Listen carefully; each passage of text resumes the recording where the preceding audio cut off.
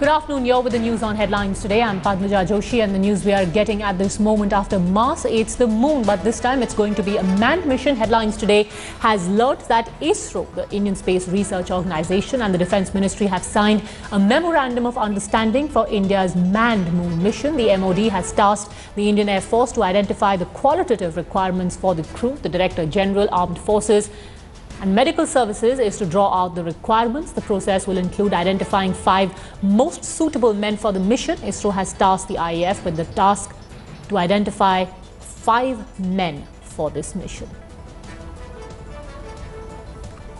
The Indian Space Research Organisation and the Ministry of Defence are working together on sending a man to moon. To tell us more about India's first manned mission to moon is the Director General of Armed Forces Medical Service, Air Marshal D.P. Joshi. Also with me is Air Marshal A.K. Behel, DGMS Air. Air Marshal Joshi, tell us more about what this manned mission to moon is all about.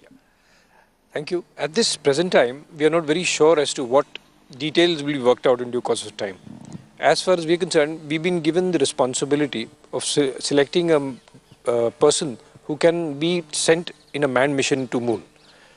We will be responsible for selecting the person, making sure that he is updated on all the aeromedical and space requirements when he goes there, and the effects of space which he has in that particular environment. Okay. Air Marshal Behel, what does it take to send a man on moon? What kind of a person are you looking for? A fighter pilot, an engineer, or maybe an Aam Aadmi? You see, we have to understand what are his requirements of a human being on Earth when he goes to the moon. One, he has to sustain a lot of acceleration. Then he has to be in a very rarefied atmosphere, in microgravity or near zero gravity situations.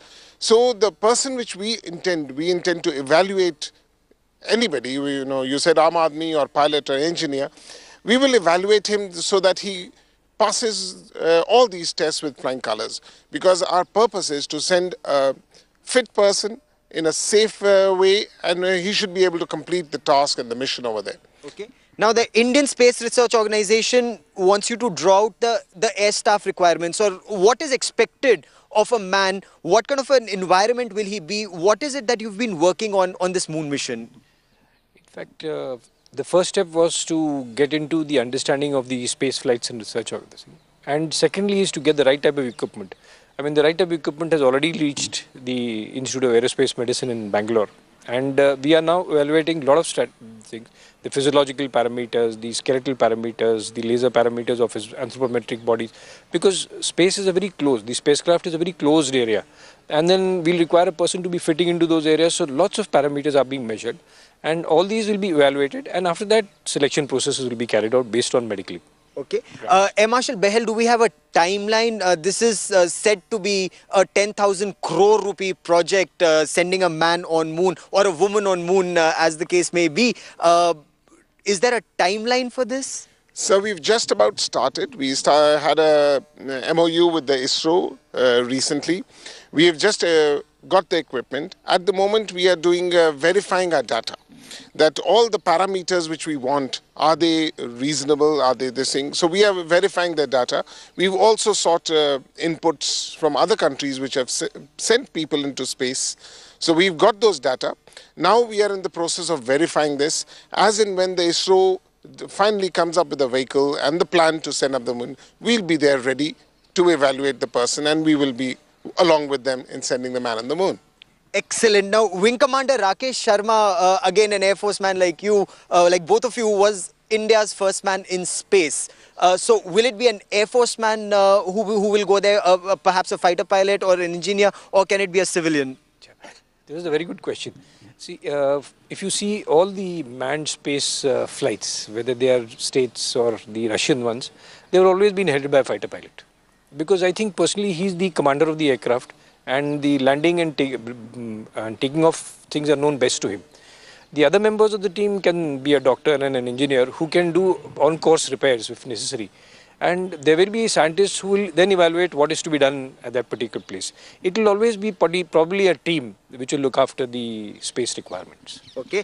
Now, for the mission, for now, the effort has started This is work in progress, but at this stage, the first effort, sources in ISRO tell headlines today, is to send an unmanned mission on moon, a robotic mission, wait for the parameters and then send a man on moon. And our guests on the show, as Air Marshal Joshi and Air Marshal Behel, are telling us, for them, the work has already started. With cameraman Parminder Sharma in Delhi, Gaurav Sawant, headlines today. In fact, Wing Commander Rakesh Sharma, who Gaurav just spoke about, is with us on the phone line. So what an exciting prospect that we'll see another Air Force man in space soon and likely to be a part of India's moon mission. Well, I must say that I have been waiting a long time to hear this news. In fact, 5 years ago, there was some talk already that the whole project has been sanctioned, but for some reason it has been in cold storage up till now. So it's certainly very exciting to hear that it's being restarted, and I think these are exciting times for those aspirants who are going to go through the selection process, and I can only tell them that when they make it through it, it's going to be a very rewarding experience taking part in the space flight. Logistically speaking, sir, how soon do you think this ambitious dream of our country can really materialize? Well, I don't know how it is being said that we are preparing crews to go to the moon, because I guess this will have to be a very cautious journey towards that, in that first we have got to have the launcher capability, which we presently have not yet tested. Then we'll need to have man-rated systems, which we need to test. And after that, we will need to send our astronauts into near-Earth orbit before we shoot them off the moon. So, to my mind, this is going to take some, and some doing is going to take some while. Final question to you, Wing Commander Sharma. This is the final frontier. How do you see India's journey as far as all these missions are concerned? We've truly made our mark for a developing country. We've made our mark, proven that we are right up there when it comes to these achievements, sir. Well, I would say that I've always been an admirer of what ISRO has achieved. And what they have achieved thus far is truly impressive, in the sense that they have remained focused on applications technology, and they have today earned the respect of the community globally, in the sense that we are running a very successful space program on a shoestring budget, and we are doing it all on our own. So given that background, I have no doubt that we shall continue to taste success in our future endeavors. And therefore, I am, apart from being a proud Indian, I am really expecting much greater glory for ISRO in the years to come. And I'm really excited that this whole initiative has restarted, and I just wish it all the very best. Wing Commander Rakesh Sharma, the first Indian to fly into space. Thanks so much for speaking to Headlines Today. I want to get a quick reaction from Headlines Today's Editor Strategic Affairs, Gaurav Sawant, as well, who's broken that story. Remember, you heard it first on Headlines Today. What exactly is the plan going to be like from here on, Gaurav? Padmaja, at this stage, the Air Force also very cagey in sharing information. This is at a very preliminary stage just as yet. The Indian Space Research Organization has tasked the Indian Air Force to prepare the air staff requirements, the qualitative requirements, who's the best man, the man best suited to go in space and land on moon. The timeline, of course, the Air Force not very clear about it or not willing to share many details. The timeline, from what sources in the Air Force have told Headlines Today, is around 2015-16. They would send an unmanned mission to moon. A robo would be sent on moon, and a lot of parameters would then be checked based on this unmanned mission to moon. That is priority one. Should that mission be successful, stage 2 is a manned flight to moon, for which preparation has already started. There's a lot of equipment that has already been imported from several countries in the world.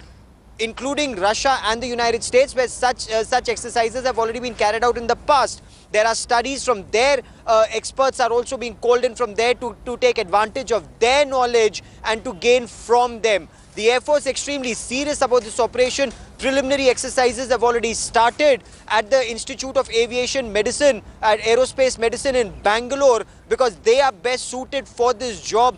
More than that, the Air Force said, by and by, out of this 10,000 crore rupee project, the initial payment of 10 crores has been made. The process has just started, but this clearly, Padmaja, is no flight of fancy anymore. Well, definitely not. Final question to you, Gaurav. What does the MOD and ISRO have to say to all the naysayers who think that an unnecessary amount of money is being spent on endeavours like this, something that a developing country like ours cannot afford? Mission to moon is the Director General of Armed Forces Medical Service, Air Marshal DP Joshi. Also with me is Air Marshal AK Behel, DGMS Air. Air Marshal Joshi, tell us more about what this manned mission to moon is all about. Thank you. At this present time, we are not... Manned moon mission. The MOD has tasked the Indian Air Force to identify the qualitative requirements for the crew. The Director General, Armed Forces and Medical Services is to draw out the requirements. The process will include identifying 5 most suitable men for the mission. ISRO has tasked the IAF with the task to identify 5 men for this mission. The Indian Space Research Organisation and the Ministry of Defence are working together on sending a man to moon. To tell us more about India's first manned mission. Very sure as to what details will be worked out in due course of time. As far as we are concerned, we've been given the responsibility of selecting a person who can be sent in a manned mission to moon. We will be responsible for selecting the person. Good afternoon, you're with the news on headlines today. I'm Padmaja Joshi, and the news we are getting at this moment after Mars aids the moon, but this time it's going to be a manned mission. Headlines today has learnt that ISRO, the Indian Space Research Organisation, and the Defence Ministry have signed a memorandum of understanding for India's